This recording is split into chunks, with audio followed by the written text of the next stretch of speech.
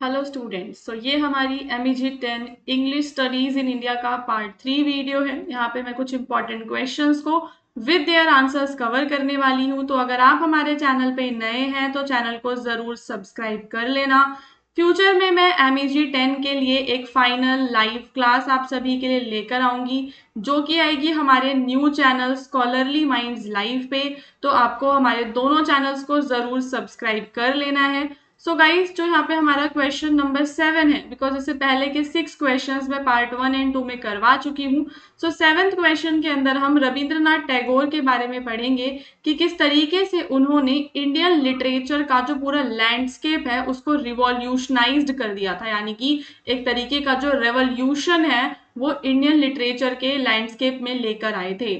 So he is widely regarded as the pioneer who transformed the modern Indian literature by breaking away from the traditional literary constraint and introducing new forms, theme and language styles। तो हम यहाँ पे क्या देखते हैं कि जो रविंद्रनाथ टैगोर हैं, जो पुराना जो ट्रेडिशनल लिटरेरी कॉन्स्ट्रेंट्स थे, ठीक है, उनको ब्रेक किया उन्होंने और यहाँ पे नए फॉर्म्स इंट्रोड्यूस किए गए, नए थीम्स इंट्रोड्यूस किए गए और नए लैंग्वेज स्टाइल्स इंट्रोड्यूस किए गए रविंद्रनाथ टैगोर के द्वारा। तो उनका जो वर्क है, हम देखते हैं कि जो पुराना क्लासिकल और रिजिड ट्रेडिशन था उससे हटकर एक मोर modern human centred literary expression हमें देखने के लिए मिलता है।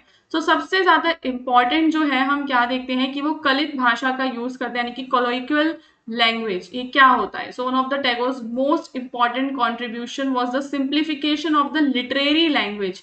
ही rejected the Sanskritised Sadhu Bhasha, जो साधुओं की भाषा थी उसको रिजेक्ट किया उन्होंने, और जो कॉमन मैन की जो नेचुरल और रीडेबल भाषा है, एवरीडे लाइफ में जो यूज होती है, उस भाषा का उन्होंने यूज किया। और शॉर्ट स्टोरीज जो है उसका ट्रेंड वो लेकर आए। So Tagore elevated the short story into a major literary form in Indian literature. So instead of focusing on grand epics, बड़ी बड़ी जो महाकाव्य हैं वो लिखने के बजाय रविंद्रनाथ टैगोर ने लोगों की जो ऑर्डिनरी लाइफ, एवरीडे लाइफ होती है उसके बारे में लिखा, कैरेक्टर्स की साइकोलॉजिकल डेप्थ के बारे में लिखा, समाज की realities including the life of women and marginalised sections उनके बारे में लिखा। तो ओवरऑल हम यहाँ पे क्या देखते हैं कि उनकी जो कहानियां हैं वो रियलिज्म से इंस्पायर्ड थी, इमोशनल कॉम्प्लेक्सिटी के बारे में बात करती थी, जो कि हमें modern Indian short story tradition में देखने के लिए मिलता है। तो दो चीजें हो गई, पहला जो लैंग्वेज है, कॉमन मैन की लैंग्वेज का इस्तेमाल करना, शॉर्ट स्टोरीज का डेवलपमेंट करना, जहां पे बड़ी बड़ी एपिक्स ना लिखकर एवरीडे लाइफ के बारे में छोटी छोटी कहानियों के माध्यम से बताना। देन उन्होंने पोइट्री में एक न्यू इनोवेशन किया। He brought a new style of lyrical poetry that combined classical beauty with modern thought. एक ऐसी पोइट्री जो क्लासिकल ब्यूटी को मॉडर्न थॉट के साथ कंबाइन करती है, एक नया स्टाइल वो लेकर आए। उन्होंने एक्सपेरिमेंट किया फ्री वर्स के द्वारा, यानी कि जो स्ट्रिक्ट मेट्रिकल पैटर्न्स जो पहले होते थे, जैसे कि साखी, सबद, ऐसी पोइट्री होती थी जिसमें कोई पैटर्न्स फॉलो किए जाते थे, उन चीजों को रिजेक्ट करके उन्होंने फ्री वर्स में लिखा। यानी कि जो पूरा हिस्टोरिकल पोइट्री जो लिखी जा रही थी उससे अलग, क्लासिकल से अलग एक मॉडर्न वे में उन्होंने पोइट्री लिखी। उनकी पोइट्री में हमें deep philosophy, spiritual humanism and nature and universal emotions देखने के लिए मिलते हैं। So his famous collection Gitanjali earned him global recognition. तो हम देखते हैं कि उन्हें उनके जो वर्क है गीतांजलि उसके द्वारा जाना जाता है। टैगोर की जो नॉवेल्स हैं उसमें कॉम्प्लेक्स सोशल और जो मॉरल इश्यूज होते हैं ना, उन्हें एक्सप्लोर किया गया था। गोरा, the home and the world, ये जो उनके वर्क हैं, यहाँ पे समाज के जो इश्यूज हैं, समाज के जो आपके सामाजिक और नैतिक मुद्दे होते हैं वो उठाए गए। Nationalism, identity, tradition versus modernity, social reform, ये सारी थीम्स के बारे में उन्होंने लिखा। तो उनके जो कैरेक्टर हैं वो डीप मॉरल डायलेमास को फेस करते हैं और रियल लाइफ जो कॉम्प्लेक्सिटीज हैं उन्हें रिफ्लेक्ट करते हैं। तो एक जो सेंट्रल फिगर है टैगोर के लिटरेचर का वो क्या है? आपका यूनिवर्सल ह्यूमनिज्म। ठीक है, तो यहाँ पे आपको टैगोर के यूनिवर्सल ह्यूमनिज्म का जो आइडिया है उसे एक्सप्लोर करना है। वो इम्फेसिस देते हैं unity of humanity beyond borders, यानी कि जो ह्यूमैनिटी है वो बॉर्डर्स के अक्रॉस होनी चाहिए, यानी कि ऑल ह्यूमंस आर इक्वल, हमें सबके रिस्पेक्ट करनी है, हर किसी की डिग्निटी इंपॉर्टेंट होती है, ट्रेडिशन और मॉडर्निटी के बीच में हार्मनी की वो बात करते हैं। So this gave his works a timeless and global appeal. तो आज के समय में भी हम क्या देखते हैं कि उनके वर्क रेलेवेंट हैं, बिकॉज वो अपने वर्क में यूनिवर्सल आउटलुक रखते हैं, यूनिवर्सल ह्यूमनिज्म की बात करते हैं, जो आज के समय में भी एक बहुत ही इंपॉर्टेंट आइडिया है। ठीक है, तो Tagore became the first non European, पहले वो एक ऐसे व्यक्ति थे, नॉन यूरोपियन व्यक्ति, जिसे नोबेल प्राइज मिलता है in literature in 1930 for his work Gitanjali. ये जो अचीवमेंट थी, इससे इंडियन लिटरेचर एक ग्लोबल लिटरेरी मैप पे बहुत ऊपर आ गया, और इंटरनेशनल जो अटेंशन है इंडिया के कल्चरल थॉट को, वो यहाँ से मिलती है। तो रविन्द्रनाथ टैगोर ने पूरा इंडियन लिटरेचर को रिवॉल्यूशनाइज कर दिया था अपनी मॉडर्न लैंग्वेज के माध्यम से। लिटरेरी फॉर्म्स को उन्होंने एक्सपेंड किया और एक डीप साइकोलॉजिकल और सोशल रियलिज्म को इंट्रोड्यूस किया। तो उनके जो वर्क हैं, उन्होंने gap between the tradition and modernity उसको ब्रिज कर दिया, उसे खत्म कर दिया, और इंडियन लिटरेचर को एक यूनिवर्सल वॉइस प्रदान की, जो आज भी अक्रॉस द वर्ल्ड राइटर्स को इंस्पायर करता है। Now the another question is related to bilingualism and multilingualism in India. किस तरीके से जो इंग्लिश का यूज है उसे क्या करता है, इन्फ्लुएंस करता है। ठीक है, so now if we talk about India, our country is highly multilingual country.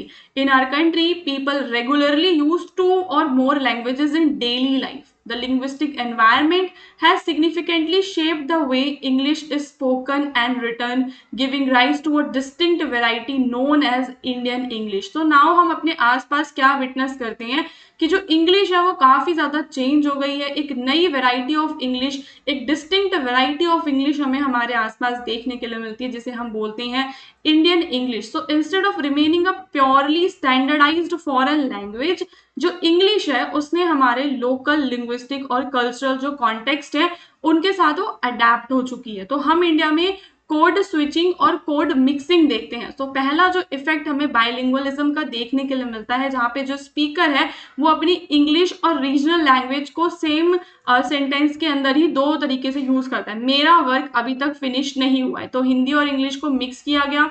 Let's go for चाय, ही इज कमिंग कल। तो ये ऐसे सेंटेंसेस है जो इंग्लिश के सेंटेंसेस है, बट इसमें हमें हिंदी का वर्ड देखने के लिए मिल रहा है।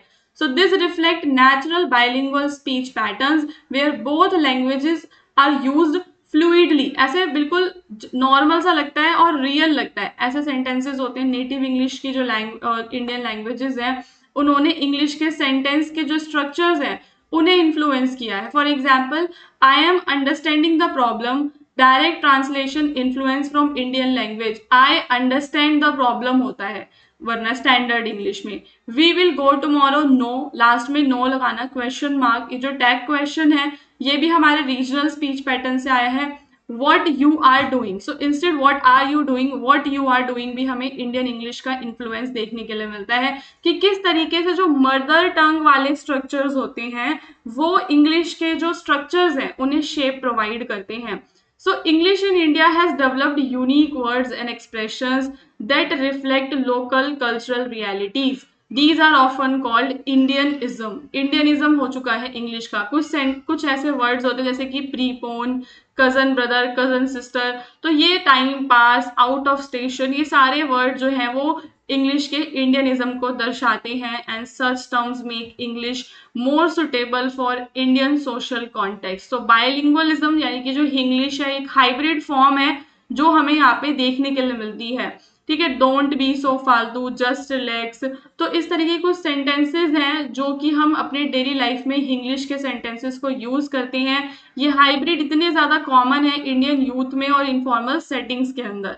So English in India is not just a language of communication, but also a medium that carries local and cultural meanings. It adapts to express emotions, relationships, social realities that are rooted in the Indian society. तो Indian society में जो भी समाज की realities वगैरह हैं ये उन सभी को एक्सप्रेस करता है। Now at the final conclusion we can say that both bilingualism and multilingualism has transformed the English in India. And उसने इंग्लिश को क्या करा है इंडिया में, उसको मोर फ्लेक्सिबल, लोकलाइज्ड और कल्चरली रिच वैरायटी यहाँ पे प्रोवाइड की है। तो कोड स्विचिंग, ग्रामर के influences, new vocabulary, English, Indian English, ये सारी जो चीजें हैं वो हमारी कंट्री की लिंग्विस्टिक डाइवर्सिटी को दर्शाते हैं और दिखाते हैं कैसे कि एक बड़ी ग्लोबल जो लैंग्वेज होती है वो लोकल कॉन्टेक्स्ट में अडेप्ट कर जाती है। फिर हमें यहाँ पे राजा राम मोहन रॉय की जो राइटिंग्स हैं उनके इन्फ्लुएंस के बारे में बात करनी है। So Raja Ram Mohan Roy is widely regarded as the pioneer of modern Indian socio religious reform. तो मॉडर्न इंडिया के अंदर जो भी सोशो रिलीजियस रिफॉर्म्स हम देखते हैं उसके अंदर राजा राम मोहन रॉय का जो नाम है ये काफी ज्यादा इंपॉर्टेंट है, because he is one of the earliest Indian thinkers जिन्होंने इंग्लिश को यूज किया फॉर पब्लिक डिबेट्स। उनकी राइटिंग्स, पिटीशन, एसेज, उन्होंने 19th सेंचुरी के मूवमेंट्स की पूरी एक फाउंडेशन रखी थी। तो क्या क्या चीजें हैं, Roy used English as a medium. तो वो इंग्लिश को एक मीडियम की तरह यूज करते थे ताकि वो कॉलोनियल जो अथॉरिटीज हैं उनके साथ एंगेज कर सके और उनके जो भी व्यूज हैं उसे ग्लोबल ऑडियंस तक पहुंचा सके। तो उन्होंने पिटीशंस, एसेज लिखे और इंग्लिश को as a language of reform and social critique in India उन्होंने यूज किया। Later Indian English writers adopted this tradition to address the social realities। तो समाज के अंदर जो रियलिटीज है उन्हें दर्शाने के लिए राजा राम मोहन रॉय के बाद मुल्क राज आनंद जैसे जो राइटर्स हैं वो आए, जिन्होंने जो आपके कास्ट, पॉवर्टी, इनइक्वालिटी जैसे जो मुद्दे हैं वो इंडियन इंग्लिश में लोगों तक पहुंचाए थे। तो रॉय की जो राइटिंग्स है ओवरऑल उसमें रीजन, लॉजिक और एनलाइटनमेंट के आइडियाज हमें देखने के लिए मिलते हैं। जो भी पुरानी ऑर्थोडॉक्स प्रैक्टिसेस हैं उस पर वो सवाल उठाते हैं, जिससे कि लेटर इंग्लिश जो राइटर्स हैं उन्होंने भी अपनी टोन को क्रिटिकल और एनालिटिकल रखा लिटरेचर के अंदर। तो ओवरऑल उन्होंने मॉडर्न इंटेलेक्चुअल डिस्कोर्स एक क्रिएट किया यहाँ पर। Roy attempted to harmonise the Indian philosophical tradition with the modern western modernity. तो जो भी ईस्टर्न और वेस्टर्न है उनके सिंथेसिस यानी कि उनके समन्वय की वो यहाँ पे बात करते हैं। उन्होंने उपनिषद को पढ़ा, साथ ही साथ जो वेस्टर्न लिबरल थॉट है उसे भी पढ़ा। उन्होंने एक फ्रेमवर्क तैयार किया कल्चरल सिंथेसिस का यानी कि समन्वय का, जो कि इंटेलेक्चुअल लाइफ में, इंडियन इंटेलेक्चुअल लाइफ में काफी ज्यादा इंपॉर्टेंट था। उसके बाद जो और भी राइटर्स आए, फॉर एग्जांपल राजा राव, उन सभी ने भी इसी प्रकार के जो थीम्स हैं उन्हें एक्सप्लोर किया। ठीक है, कल्चरल आइडेंटिटी, कॉलोनियल एनकाउंटर के अपने फिक्शन में। सो रॉय की जो इंग्लिश राइटिंग्स हैं they were logical, persuasive and reform oriented. उन्होंने एक स्ट्रॉन्ग ट्रेडिशन यहाँ पे क्रिएट किया इंग्लिश ऐसे राइटिंग का। उनके जो स्टाइल्स हैं उन्होंने लेटर थिंकर्स और राइटर्स को इन्फ्लुएंस किया। Writers such as Nirad Singh Chaudhuri and other essayist continued this tradition. तो जो ट्रेडिशन यहाँ पे हम देखते हैं राजा राम मोहन रॉय के द्वारा चलाया गया था, शुरू किया गया था, आर्ग्यूमेंटेटिव और एसेइस्टिक प्रोज वो आगे भी चलता रहता है। तो he demonstrated that English could be use effectively by Indians to engage with the global ideas. तो ओवरऑल राजा राम मोहन रॉय इंग्लिश को एक टूल मानते थे for the empowerment in global dialogue. English का वो यूज करते हैं to communicate Indian concern, British sir से बात करने के लिए। मतलब कि इंग्लिश को एक प्रकार का इंटेलेक्चुअल एक्सप्रेशन उन्होंने दिया और इंग्लिश को लेजिटिमाइज किया as a medium for Indians. तो यहाँ पे हम देखते हैं कि लेटर ऑन राजा राम मोहन रॉय के जो व्यूज हैं उन्होंने लेटर जनरेशंस को इंस्पायर किया to use the language English and not as a foreign imposition but as a global language for advocacy and thought. Now in the conclusion हम बताएंगे कि जो राइटिंग्स हैं राजा राम मोहन रॉय की ये मार्क करती है शुरुआत of Indian English intellectual tradition की। So by combining rational critique, social reform, cultural synthesis, he influence the generations of writers. मतलब उनका एक काफी बड़ा इन्फ्लुएंस हमें राइटर्स के ऊपर देखने के लिए मिलता है। उनकी जो लेगेसी है वो मॉडर्न इंडियन इंग्लिश के अंदर आज भी कंटिन्यू है।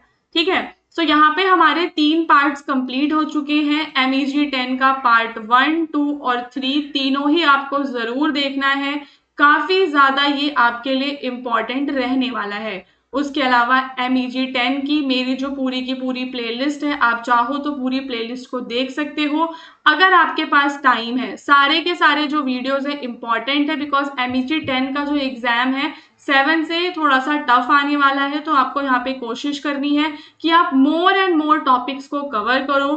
प्लेलिस्ट के लिंक के लिए आप डिस्क्रिप्शन में दिए हुए हमारे व्हाट्सएप के चैनल को ज्वाइन कर सकते हो। हमारे पास MEG 10 के एग्जाम की प्रिपरेशन के लिए नोट्स एंड गेस्ट पेपर्स भी अवेलेबल हैं, तो डिस्क्रिप्शन में दिए हुए नंबर पे आप मेरी टीम को व्हाट्सएप पे कांटेक्ट भी कर सकते हो if you want to purchase the notes and guess papers for your exam preparation.